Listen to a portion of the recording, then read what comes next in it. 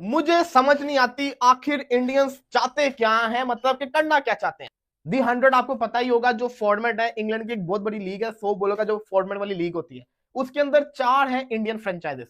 उसके अंदर 63 पाकिस्तानी प्लेयर्स ने रजिस्टर किया है 11-12 को, उसकी जो कहते हैं ना ड्राफ्ट है। खबर ये सामने आई है कि जो जितने भी इंडियंस ओनर्स हैं वो किसी भी पाकिस्तानी प्लेयर को नहीं खरीदेंगे। लो भाई, अब आपको पाकिस्तान के प्लेयर भाई दी 100 लीग में नहीं देखने को मिलेंगे, क्योंकि भाई अब उस लीग में भी भाई इंडिया के ओनर्स पहुंच गए हैं। जिस तरह दी वो IL T20 लीग नहीं है, उसमें भी भाई इंडिया के ओनर्स हैं। और सेम इसी तरह भाई पहले इंडिया के ओनर्स नहीं थे 100 लीग में, लेकिन इस दफा भाई सारे ही इंडिया के ओनर्स हैं वहां पे। उन्होंने भाई 100 लीग की जो मैनेजमेंट है उनको कंफर्म कर दिया है कि भाई हम पाकिस्तान के प्लेयरों को नहीं पिक करें। मतलब शर्म आनी चाहिए मुझे लगता है पाकिस्तानी प्लेयर्स को कि ये तकरीबन कोई तीसरा कोई चौथा साल है कि हमारे प्लेयर्स दी 100 ड्राफ्ट में बाहर अब निकलो ना, वो दुनिया तमाशा देख रही है। द 100 जो लीग होती है, प्रोबेबली कुछ इंडियन ओनर जो हैं वो उसको बाय कर रहे हैं, और उसके बाद शायद पाकिस्तान के काफी प्लेयर्स जो हैं वो उसमें आपको फिर नजर नहीं आएंगे। और वैसे मुंह से निकला हुआ एक एक लफ्ज जो है अब आपको सोच समझ के कहना पड़ेगा, क्योंकि अगर आप कुछ कहते हैं तो फिर आपके पास सिर्फ PSL रह जाएगी,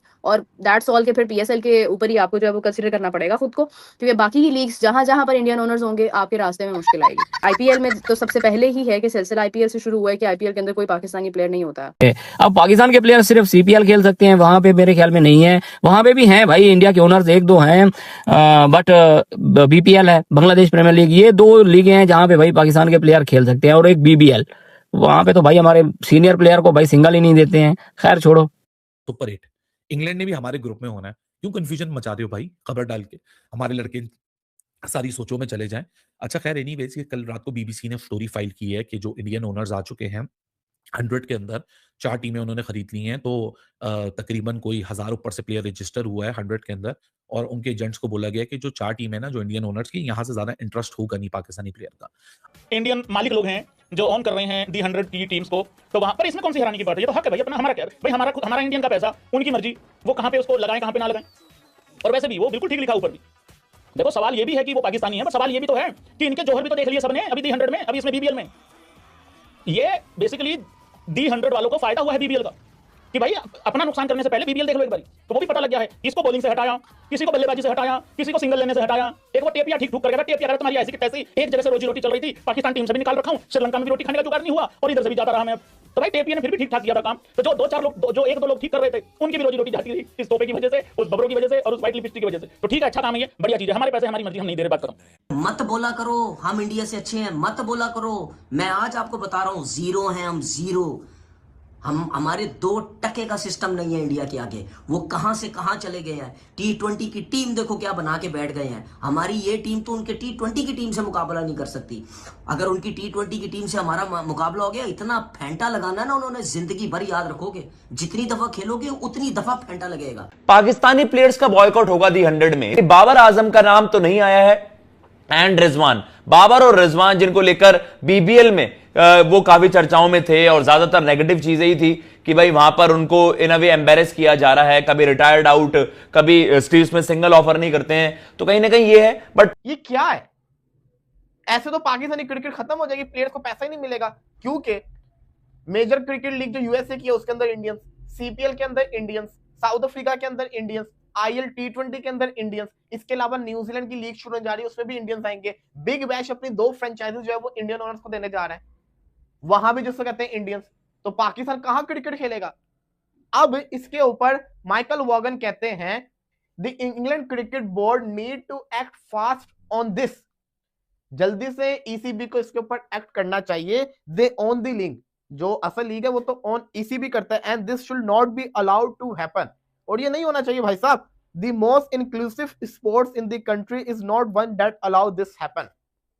माइकल वॉगन ने आवाज उठा रही है, उसको पाकिस्तान के अंदर एहतजाज हो रहा है। मैं सवाल मेरा दोबारा से था, आखिर इंडियंस चाहते क्या? इंडिया वर्सेस पाकिस्तान का मैच भी होना चाहिए, लेकिन फिर जो कहता है ना, पाकिस्तानी प्लेयर्स को कुछ ना कुछ करके डिग्रेड भी करना है, ये भी किस्सा चल रहा है। मैं ये समझता हूं यहाँ पे PCB को भी आवाज उठानी चाहिए और इंग्लैंड क्रिकेट बोर्ड को भी आवाज उठानी चाहिए कि ऐसे नहीं चलेगा, ऐसे नहीं चलेगा, ये तो ज्यादती है। फिर तो कोई पाकिस्तानी प्लेयर को खेलना नहीं चाहिए अगर ऐसे पाकिस्तानी प्लेयर्स को 4 फ्रेंचाइजीज लेंगी नहीं। अच्छा, रेड दैट न्यूज, और उसके बाद एक और फिर वही discriminatory and this and that, वो डिबेट शुरू हो गई। भैया मेरा सवाल है कि इसमें क्या नई चीज हो रही है? कितनी सीपीएल की टीम्स हैं, कितनी एमएलसी की टीम्स हैं, कितनी आईएल टी20 की टीम्स हैं, कितने ऐसे टी20 में हमारे प्लेयर्स आ रहे हैं, कहीं भी नहीं जा रहे हैं, तो अनस्पोकन रूल है। हाँ, मेरा पर्सनल ओपिनियन तुम लोग जानना चाहो तो मेरा ओपिनियन तो स्ट्रेट फॉरवर्ड एक ही है यार, कि हाँ, आईपीएल की हद तक मुझे समझ आता है कि आईपीएल जाहिर सी बात है, क्रॉस बॉर्डर हमारे इश्यूज चल रहे हैं, जियोपॉलिटिकल टेंशंस हैं, ये रियलिटी है जिसको इग्नोर नहीं किया जा सकता। सो जाहिर सी बात है, आईपीएल में तो इसका ये डिमांड करना कि यार क्यों नहीं जा रहे, क्यों नहीं जा रहे, उस बात के ऊपर डिबेट करना भी स्टूपिड ही लगता है, जब पिछले 16 सालों से आईपीएल में पाकिस्तानी प्लेयर्स नहीं जाते। और ऑल्दो कभी भी बीसीसीआई से ऑफिशियल नहीं किया।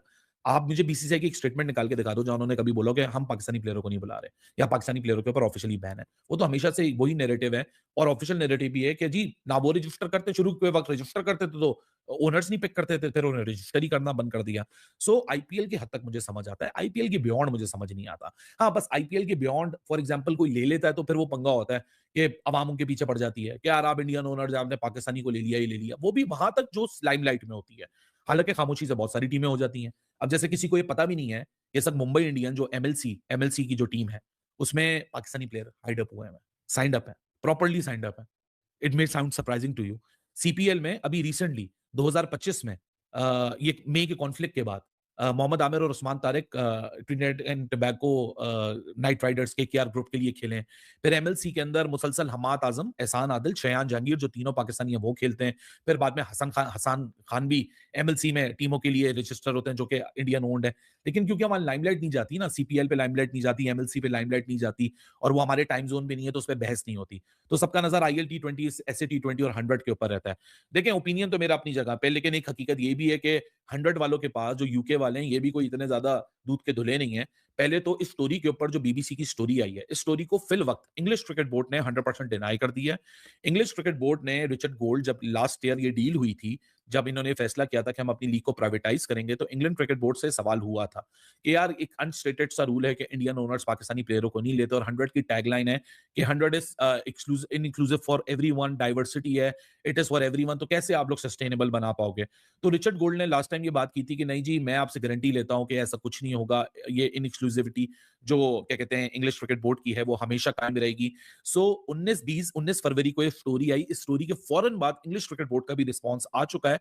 तो as of now this story is a conjecture of a most likely possibility, लेकिन it is still a conjecture, क्योंकि इंग्लिश क्रिकेट बोर्ड यह कहता है कि हमने डायरेक्ट रेफरेंस, और बीबीसी रिपोर्ट का डायरेक्ट रेफरेंस में उन्होंने बोला है कि 100 welcomes men and women from all over the world. हम एक्सपेक्ट करते हैं कि 8 टीम जो हैं, 4 हमारी और 4 इंडियन ओनर्स की, वो रिफ्लेक्ट करेंगे इस डाइवर्सिटी को जो हमारी डाइवर्सिटी है। और तकरीबन 1000 प्लेयरों ने 18 डिफरेंट मुल्कों से इंक्लूडिंग पाकिस्तान रजिस्टर्ड किया हुआ इस ऑक्शन में, and they will be available for the auction to be auction on March 11 and 12। तो ये ऑफिशियल वर्जन है। लेकिन अब एक और नजर डाल लेते हैं उस एक सिनेरियो के ऊपर जब इंडियन ओनर्स नहीं थे। वैसे तो मैं चाहूंगा कि इंडियन ओनर्स खरीदें, अगर पाकिस्तान इनको कोई लगता है कि टी20 के कैलिबर का लड़का है, कोई ऐसा है जो उनकी टीम को कर सकता है, वो खरीदें। ये मेरी अपनी पर्सनल ओपिनियन है, ठीक है। लेकिन अगर नहीं है तो जबरदस्ती तो कोई आपको खरीद भी नहीं सकता। If you are good enough, अब Usman Tariq was good enough, that's why Shahrukh Khan bought him.